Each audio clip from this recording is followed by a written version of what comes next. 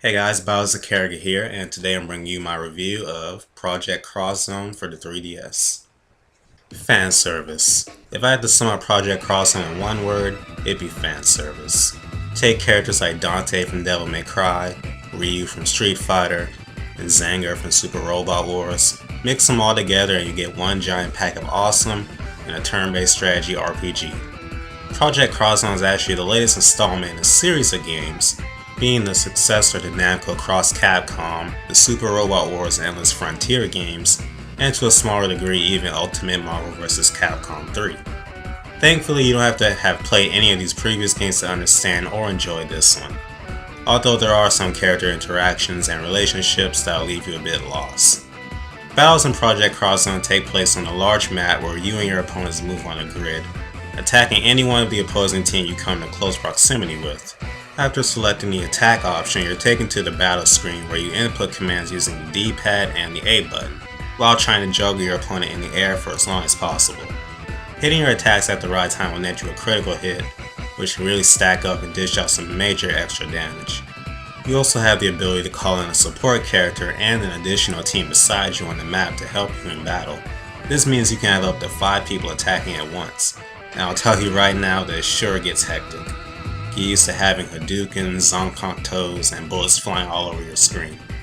Those that have played the Endless Frontier games will feel right at home, as the battle system is basically copied from those two games, with some tweaks thrown in. The battle system is addictive and very fun, but at the same time the gameplay is what holds the game back. I'll explain. Project Cross Zone and its predecessor Namco Cross Capcom both suffered from waves and waves of enemy reinforcements. It made Namco Cross Capcom borderline unplayable for me, as stages will literally take several hours to finish. Thankfully, the developers implemented some mechanics that sped it up a bit in this game, like area of effect attacks, but the problem still persists. This means you'll be sitting through the same animations countless times to clear stages, and there is over 40 stages in this game. Even I, who loves the battle system and the characters, felt a bit annoyed in the late stages of the game, when you're pitted against tons of enemies and have more pop up in their place when you dispatch of them. Oftentimes in games, a weak story can be compensated by great gameplay, and weak gameplay can be compensated by a great story. And Project Cross Zone swings more towards the former. Fun gameplay, even though reinforcements drag it down, but a story that I'll tell you right now you will not care about. Pretty much the entire story boils down to this. The heroes get warped somewhere against their will where they have to beat up the villains, and then they get warped somewhere else against their will where they have to beat up the villains and try to find their way back home. Thankfully, the story is padded by the driving force behind this game, good old fan service. You won't care for the story itself because you'll just be focused on what your characters will say to each other next.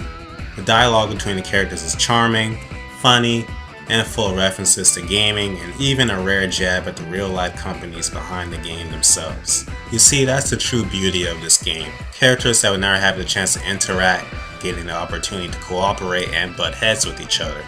It's not often games like this even get localized out of Japan, so I was eager to pick it up and play. And for the most part, I was satisfied. Project Cross Zone gets a 7 out of 10. So there you have it, Project Cross Zone for the 3DS. I personally enjoyed it. I would say if you plan to play this, just know what you're getting into. Don't think it's a fighting game. Don't think it's something like that's a really deep strategy game, because honestly it's not. But it is what it is, and I personally enjoyed it. So if you like this video, give it a thumbs up. If you want to see more, subscribe. Feel free to follow me on Twitter at RealBaoZakeruga. And thank you for watching.